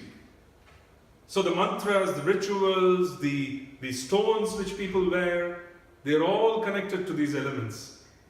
They're trying to correct it one way or the other. So it's very simple. The elements are problematic for the person. So the planets arrange themselves in a certain way, and the person comes into this world exactly at the time so that the chart shows that these elements are defective in different ways. Okay, I'm going to stop here and I'm going to take some questions. Prabhus and Matajis. Prabhu. Thank you so much. Very vision into the whole combination and elements. And one question, you spoke about going against the parampara system, and that to follow the parampara system will be to follow the Panchanga Bhakti. I was wondering, what is there a place there for serving the mission of the parampara, for this active surrendering to the mission? Will that be translated in one of those Panchanga, or will that be something else? Because chanting, reading, okay, it's all wonderful activities we would all like to do all the time, but we are also quite engaged in maintaining in managerial services, if we could say like this, for the mission. So is there any place for that in the Panchanga Bhakti? Is something else, or how do you relate that into following the parampara or being in communion with the parampara? Thank you, Prabhu, for this question. So basically, the manager of our temples, or the people who are involved in facilitating the temples, they are facilitating Panchanga Bhakti for the mission of Lord Chaitanya. So they are directly involved in it. This is not indirect involvement. I don't really see it as indirect involvement. They are facilitating it. Srila Prabhupada used to remark on this particular issue, is that basically, if someone is sitting under a tree and chanting the holy names, he used to say that is basically all we need. But because we are in this modern world and we have to facilitate preaching, we need facilities, and those facilities need to be maintained, those facilities need to be managed. There has to be a crew, there has to be devotees who are dedicating themselves to doing all of this.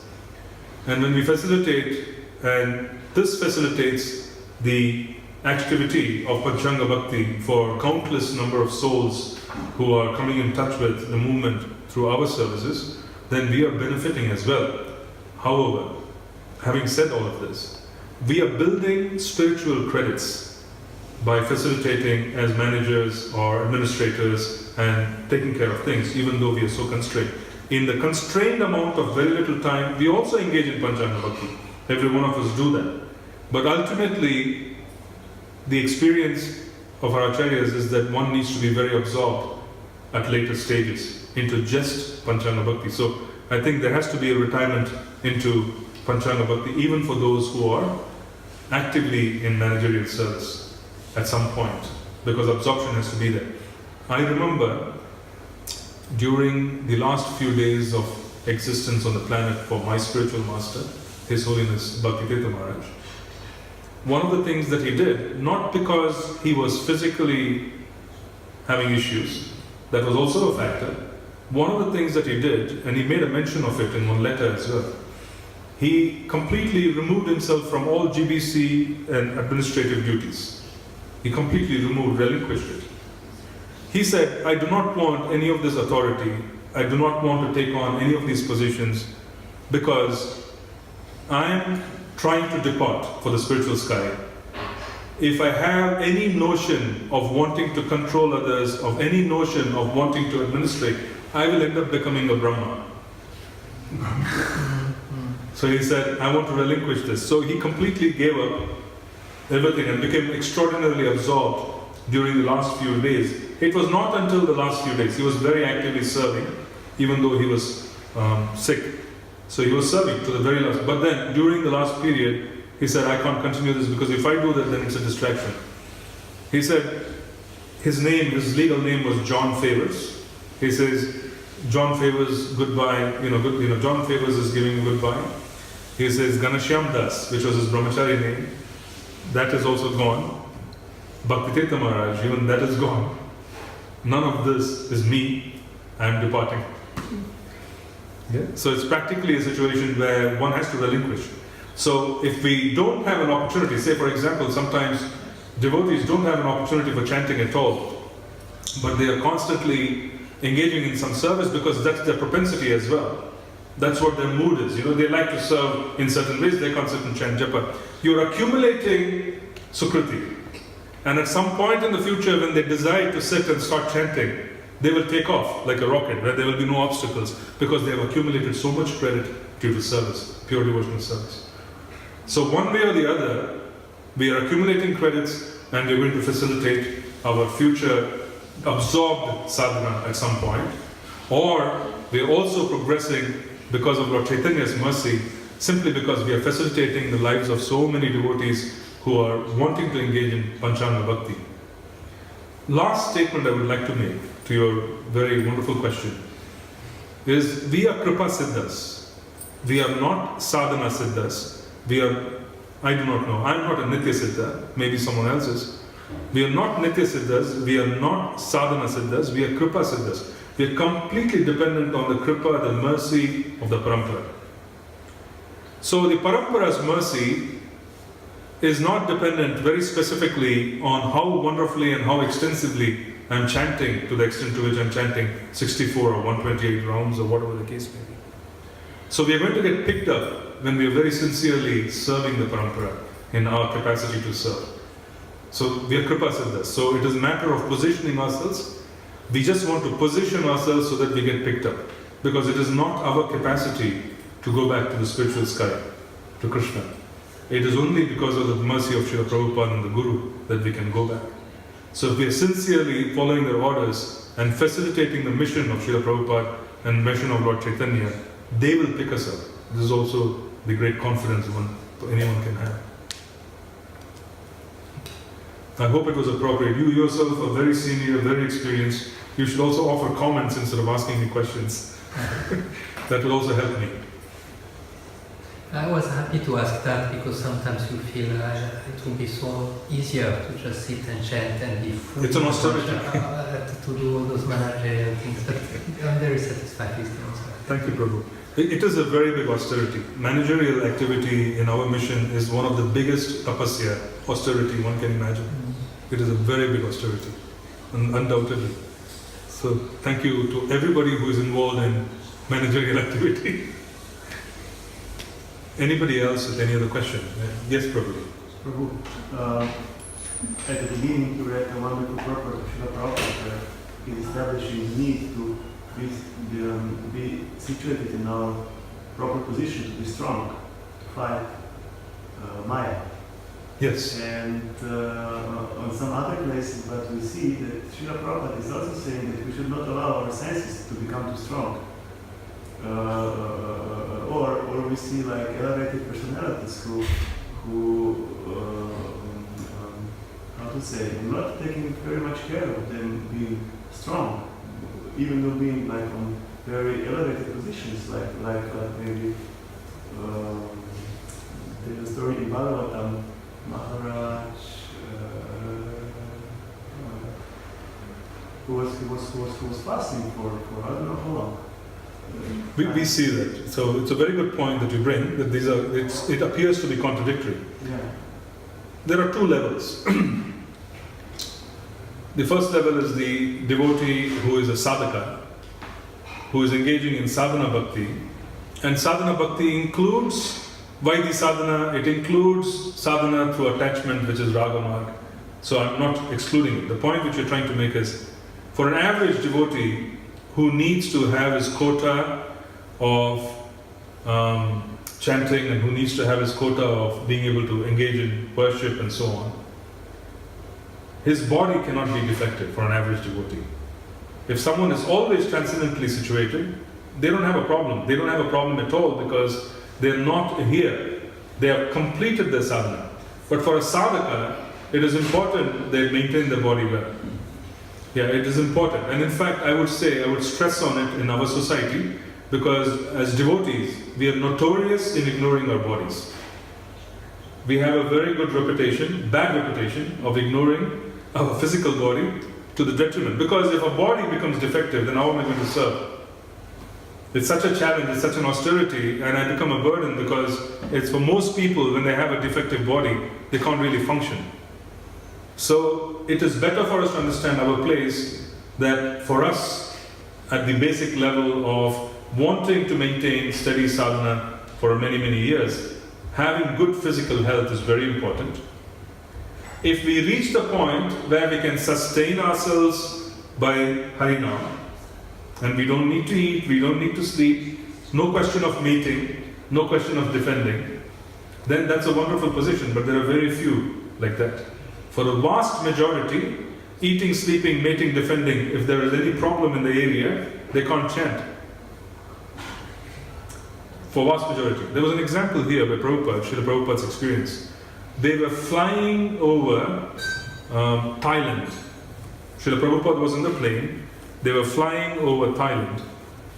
And Srila Prabhupada, the devotees were excited. They said, Srila Prabhupada, that is Thailand. You know, that we can go and set up our center there, we can preach. And at that time, Srila Prabhupada was not interested. He said, no, it won't work. The devotees were quite astonished. They were very astonished.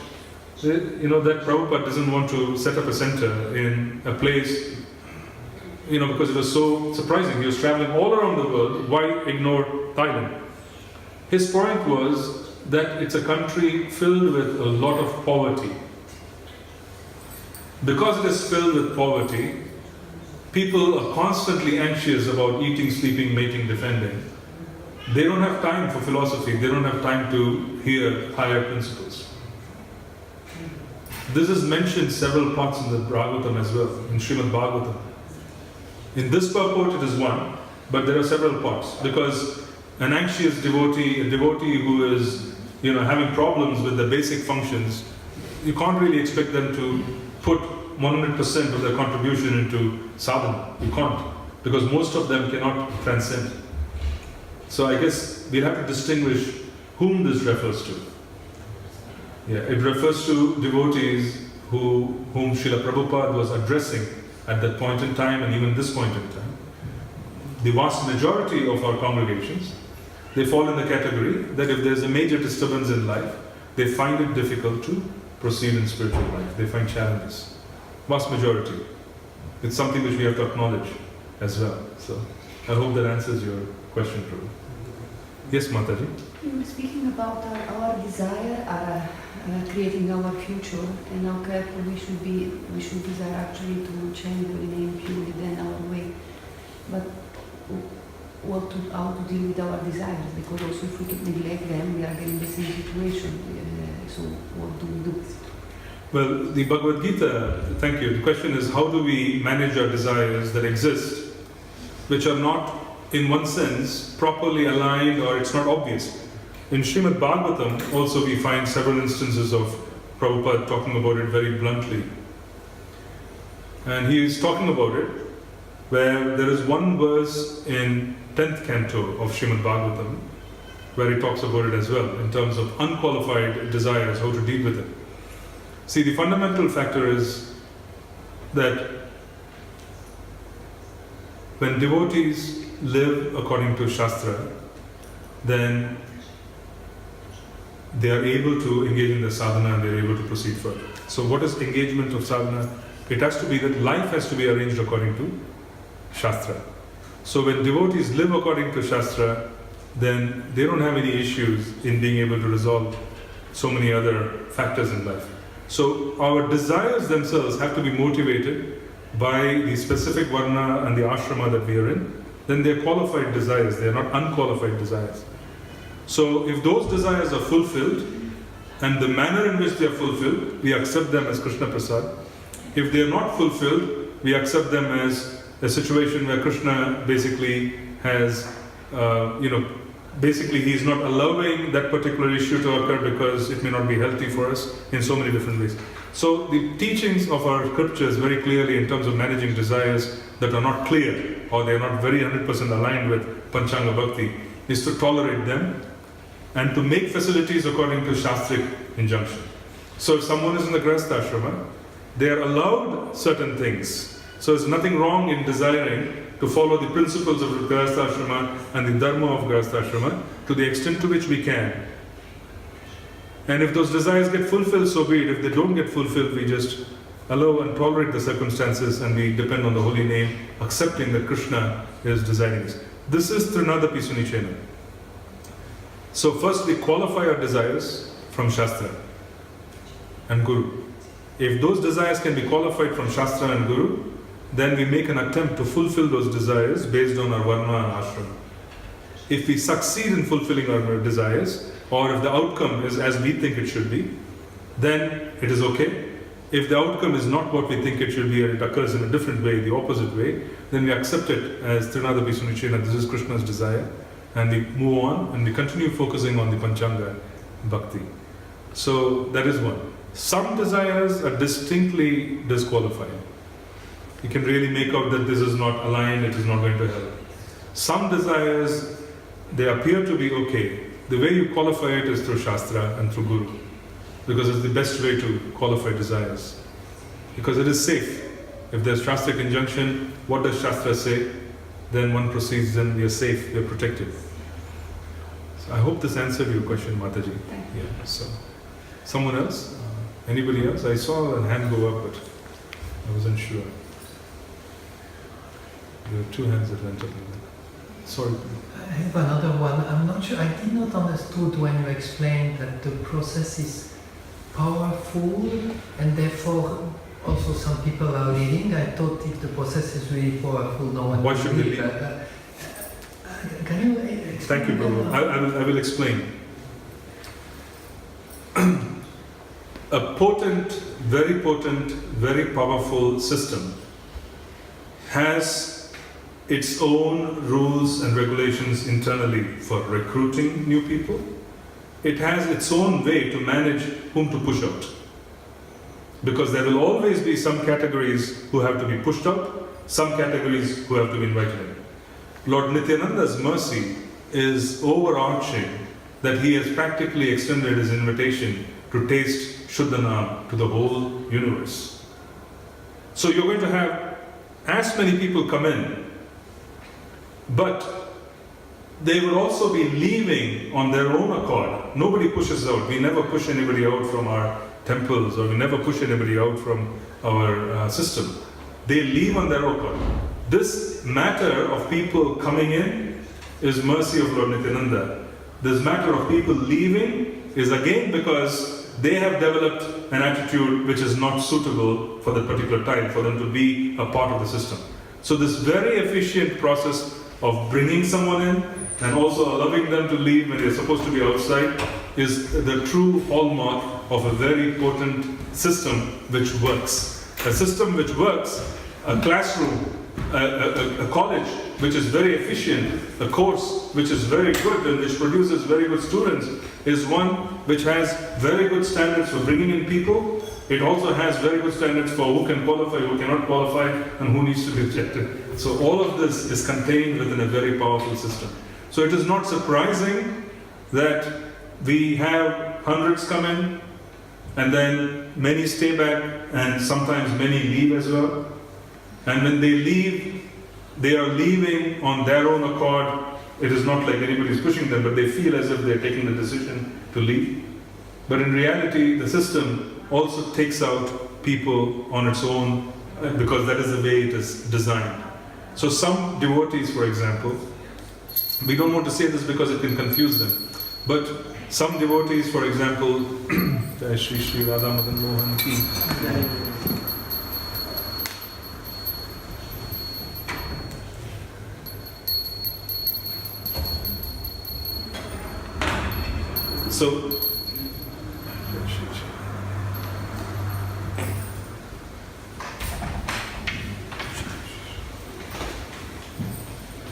So in some cases, they have to continue the process in a subsequent lifetime after they've figured out where their issues are. Because sometimes people come, they go away for a few years and then they come back again. So when they leave, it is not so much that they think they're leaving on their own accord. In reality, the system is taking them out and then bringing them back later when they qualified again and the desires are purified. So that is what I was saying, that it's a powerful system, because the powerful system needs to have the ability to bring, it also has the ability to retain, and it also has the ability to remove entrants who are not qualified. You see, when we read about Krishna's pastimes on the earth, we also find that sometimes even the asuras can dress up as one of Krishna's servants and then go along with them. Pralambasura, there were so many asuras who came into Krishna's pastime. So we want a system which is powerful enough to expose people who are not sincere. We want a system which is self-designed to expose people who are not sincere, who are not following what they're supposed to follow, and on their own accord, they come out and then they leave. We want a system which is powerful enough to do that. Otherwise, if you have lots and lots of people, but everybody is very mediocre when they're not really following things properly, then the system gets very clogged. So it's very important for this removal process to happen as well, where the defective products are removed, then they're given a chance later when they rectify themselves. So that's what I meant by saying that our system is so potent that it has a very powerful recruitment engine, where Lord Nityananda's mercy brings in. And then we also have a very powerful system for exposing people who are not aligned and who are insincere in certain ways, so that they can make their amends and they can leave, or they themselves lose interest because they feel they have to pursue something else. Then they come back on a later date when their interest develops again. So the system is powerful enough to take care of itself. That is what I was meaning. I hope this explanation was adequate. Thank you. Sure. Yes, Mataji. Sometimes we hear that so if someone commits anarthas, then this kind of process follows where they themselves think, I'm not interested, I'm leaving, but it's the result of the anartha, that Exactly. Krishna is changing their desire. So is this related to this point? It is exactly related to the point. So the point that is being made by you is actually very relevant as well, that when someone commits a very big anartha, the anartha is powerful enough to throw them out of the system. And they think they are leaving. In reality, it is the anartha which is forcing them out as well, because they have committed this offense and they're getting thrown out of the system. I can relate this very somewhat hilarious but somewhat it's a difficult story, but I'll relate this story. This happened in a Boston temple, I think, in America. There was this devotee who came into and joined the movement, and he was there in the Boston temple for a few weeks. He was a bhakta. And he found, after a few weeks of practicing Krishna consciousness, that he was not having any interest in doing things that he was interested in before. He was interested in so many things before, and he started losing interest in all the wonderful activities that he was involved in before coming and becoming a Hare Krishna. So he got very worried that if I lose interest in all these activities which I had so much deep interest in, which gave me so much pleasure, all kinds of nonsensical activities outside before he was there. If I lose interest in all of that, how will I be happy? Then he used to keep hearing from lectures that if you offend devotees, Krishna will throw you out. So he said, I can't leave on my own because I don't know how to leave. Maybe I will start offending devotees, so Krishna will throw me out and I will go back to my old life. So he made this wonderful, wonderful plan. And every Sunday, there used to be a phone call made to different devotees in the temple. And the devotees used to pick up the phone, and this fellow on the other side used to shout at them and curse them in different ways. They didn't know who was doing it, but they knew that there was someone who knew all the devotees in the temple. Because he used to call them by name, they used to come to the telephone, and then he used to shout and he used to give them all kinds of, funny language, and he used to do all of this. His hope was Krishna would somehow or the other throw him away from the movement, so this way he can go back to his old life, and then he doesn't have to worry about losing interest in life, because he was losing interest in all the friends and everything that he had. But that didn't happen, because he was trying to trick Krishna, Krishna tricked him. So he finally gave up because it was not working at all, and came back and begged forgiveness from all the devotees in the temple and stayed. After making so many attempts to leave, he just stayed back. So sometimes Krishna knows what tricks people are playing and he keeps them. Sometimes, especially if they have knowledge, this is very important. If someone is knowledgeable and if they commit offenses, then the effect on them is terrible. It's intense. They get thrown out because they have been given a body of knowledge. So in that order, a bhakta has more room in Krishna's book for committing offenses and being forgiven. A first initiated devotee, less room compared to the bhakta. Second initiated devotee, far less room compared to the first initiated devotee, because he cannot commit any offenses because he's been given more facility, more mercy, more knowledge.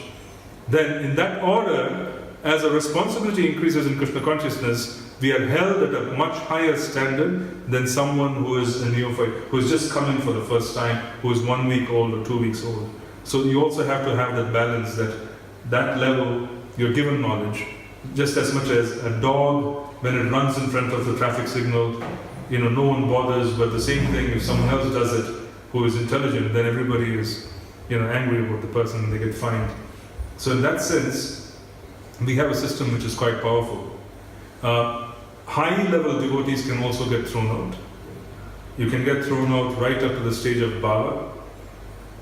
There's scriptural evidence that you can even reach and develop higher emotions and get thrown out because of offenses. There is Rupa Kaviraj Goswami. He was one of the most prominent speakers of Srimad Bhagavatam during the time of Vishwanath Chakravarti Thakur, during the time when great devotees are present. Then there was this Mataji, her name is Krishna Priya Thakurani. Krishna Priya Thakurani, this Mataji, she was an exalted soul who also was in the environment during those years, and her absorption and her attachment to Harinam was so great that she used to constantly chant. So one day, this Rupa Kaviraj Goswami, who was an amazing speaker of the Bhagavatam, he was giving a class, And during the class, this Krishna Priya Thakurani walked into the assembly. The moment she walked in, everybody got up to start paying obeisances to her because she was so exalted. This angered Rupa Kaviraj Goswami because his class was interrupted. And he started thinking that she does not know how to behave. You know, what is the purpose of constantly chanting? Because she constantly used to chant, without beads, with beads. What is the purpose of constantly chanting? She does not know how to behave. He became very angry with her for interrupting his sermon, his class. It so happened that because he became angry, he started giving classes which were deviant. He started deviating from the philosophy after that. He still had a very large gathering who used to come to listen to him. The gathering was very large because devotees can obtain power, they can obtain a certain level of sukriti at a higher level, where because of following the principles of devotional service, they do receive compensation in terms of fame, name, adoration. All of this comes to a devotee even when they strictly follow devotional service. If they get too caught up with it, then it becomes problematic. So he still had a large following because there was a big group of people who used to really follow him. But he started misleading and concocting the philosophy and moving away from scriptural insight because of the offense. The offense basically distorted his understanding. The intelligence was lost. Memory was lost. So intelligence was bewildered. And this is all because of anger. Krishna says that in the Bhagavad Gita. Anger results in the loss of memory, and intelligence is bewildered when memory is lost. Then slowly, steadily, he becomes so deviant that he develops a complete opposite view of the philosophy of Lord Chaitanya. Then he develops physical problems of leprosy because of the offense. And after he dies, he becomes a ghost. This is a Bhava Bhakta. Someone at the level of Bhava, because of the offense committed by them, he becomes a ghost after death. So this is a part of an historical incident as well, that in our line, that he was so elevated, and he was such an amazing speaker of Srimad Bhagavatam, that the opposite occurred because he committed such a terrible offense towards an elevated soul, such an elevated soul. So the distortion of intelligence occurs. So this example is also there. Son, Simon. Yeah, I had a question. It is when sometimes we come in touch with people who are attracted to Krishna consciousness, and they may chant with him, and they may do some devotional service, but they're not really behaving according to Shastra. And we know that, and we can see that, but also we may know if we tell them, they can't take it at all. So not telling them, what they're supposed to do, like in one sense, because we know they can't take it, they wouldn't be able to digest it. So what is kind of the science of giving advice? Like at what point do we really get some reaction for not giving the proper advice? It's very important.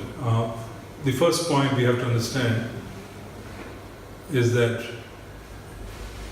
Krishna attracts through the holy names and he attracts through Guru. If we don't have the ability to inspire someone, we should be very careful in playing the role of correcting their behavior. We should first have the ability to inspire them. If we cannot inspire them, we should not correct them. And the reason is, when we inspire them, it means Krishna is using us as an instrument to bring them closer to us. And this gives us the power and the love to make corrections. So what is it that we do when we find someone who is not acting according to proper principles, but is chanting, is a part of society? What is it that we do? We need to find the person who can inspire them. That is the first attempt that we do, is we find someone who can inspire them. There should be someone who is inspiring them. That person should be the one who is carrying the bad news to them that your behavior is wrong. So it's very important to make that effort. Find out who is inspiring and then get in touch with that person, then you will be able to correct them. Otherwise, they will develop a very deep sense of resentment because they are not inspired, and because they are not inspired, they don't feel willing to take directions, and they will develop resentment. Who are you to tell me? You know, that attitude will be there. So Srila Vishwanath Chakravarti Thakur, he is also advising in scripture that the Siksha Guru has to be someone who is inspired. And that person can correct, because Krishna is attracting the soul through that person. The Diksha Guru is also attracting the soul and is representing Krishna. As a consequence, he can correct. So we need to find devotees who are having that connection, then we can represent the situation to them to have this corrected. This is a big issue in our society. It is a big issue. We also should remember that we should not be in a hurry to condemn such a personality, because someone who is chanting today and who can be encouraged to chant slowly, steadily, will develop all good qualities over a course of time. They will. It's a matter of time. So in that sense, they are on the right path, but they are somewhat, in the beginning, they are somewhat defective because they have not understood the various strictures of how to behave and so on and so forth. I'm making a mention of this because sometimes as devotees we may jump to a conclusion that a materialistic person who is wonderful, who is very well behaved, who treats everyone very nicely, is better than a devotee who is chanting, who does not know how to behave. Shastra doesn't agree with that conclusion. Shastra is very clear that the devotee who is chanting is superior compared to this extraordinarily good-natured, well-natured, wonderful personality who is not connected to Krishna. So we should not jump to the conclusion that the behavior outside is much better than the behavior inside. The behavior inside is a matter of time. The person can correct themselves and they will display wonderful qualities. And we have seen it. Over a period of years, we have seen so many devotees who come in with so many challenges, and then they go through their own transformations, and then they find someone who inspires them, and through their help they correct themselves and they get on the path. So keeping them in is very important as well. Just one last statement before we go there, sorry. Years ago, when Srila Prabhupada was visiting New York, I think I made a mention of it in a previous session, when he was visiting New York City, there was this Bhakta John who used to visit our congregation in New York. And this was Prabhupada's time. This Bhakta John was mentally deficient. He had some issues. So his behavior was very erratic. His behavior was not very productive. He never used to contribute so much. And people did not know how much Prabhupada knew. They didn't know then. So Prabhupada left New York City and he went for a big tour. I think he went to San Francisco, he went to London, wherever. He came back. And the first thing he asked, where is Bhakta John? He asked the devotees, where is this Bhakta John? He was here. That Bhakta John, a week before Prabhupada came, had committed suicide because his mental difficulties had overwhelmed him to such a point that he took his life. The moment Prabhupada heard that Bhakta John had left his body and he had committed suicide, he went into a trance. Devotees, those days, they didn't know how to relate to the spiritual master. So the moment Srila Prabhupada opened his eyes, they started asking him, where were you? What did you do? Because his eyes were closed and he was in a trance. They wanted to know what Prabhupada was doing. Srila Prabhupada said, I requested Krishna to pick up that boy and place him in a devotee family. So the point we want to make is from the perspective of what we consider as normal. There could be people who come in touch with us through the movement who may seem to be out of place. But from the vision of Srila Prabhupada, from the vision of Chaitanya Mahaprabhu, that soul belongs to them. So we need to always remember that everyone who walks in has been invited by Prabhupada. There's some connection to Mahaprabhu, and we relate to them and we arrange for their betterment by bringing them in touch with authorities who can inspire them if we observe that they are not responding well. Go ahead, what's your question again? So I especially also meant not actually telling the proper... You have to make an attempt. It is not so much that you get a reaction for it. You'll have to make an attempt. An attempt can be strategized. The best way to convey information is through classes. Sometimes it is always best to just speak and convey things which people have to change in a general way in a class. If you have a relationship and if you have a good connection, you can tell them more directly. So you should not worry about reactions. Sometimes it is just best to be patient and to just give them prasadam and then engage them in kirtan. Just two things, just to be patient, give them prasadam, let them come 100 times and have prasadam, engage in kirtan. That's might be better. Yeah, that was my idea, because they may tell you, I did this, I did that, and you think, oh my god. Yeah, you can't really go into also detail. know you can't tell them, no, oh my god, no, you can't do that. Yeah, that's important. Anybody else? Any other question? So it's so wonderful that even if we try to make an attempt to talk about astrology, we start talking about Krishna consciousness. It is so wonderful that we can't really move away from our main business. Yeah, we made an attempt.